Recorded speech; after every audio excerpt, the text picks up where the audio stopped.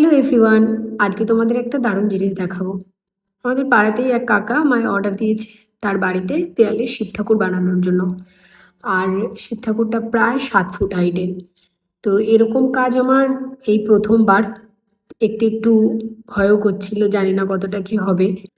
আমি আগের দিন কাগজে ঠাকুরের ছবিটা কোনো রকম একটা ফিগার দিয়ে এঁকে নিয়ে তারপর দেয়ালে সেটার ছাপ তুলে নিই।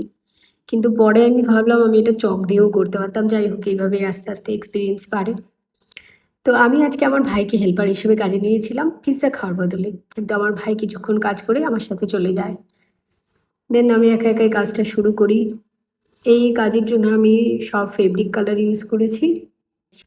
একটু একটু করে আঁকতে আঁকতে তারপর বুঝলাম কোথায় কি গন্ডগোল হয়েছে, ধীরে ধীরে সেগুলো ঠিক করলাম। এবং কাজটা করতে যাই হোক আমার ভীষণ মজা লাগছে।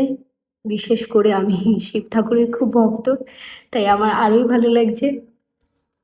আমি ভেবেছিলাম আমার এটা করতে প্রায় অনেকটা টাইম লেগে যাবে, কিন্তু আজকে প্রথম দিনেই আমি বেশ খানিকটা করে ফেলেছি।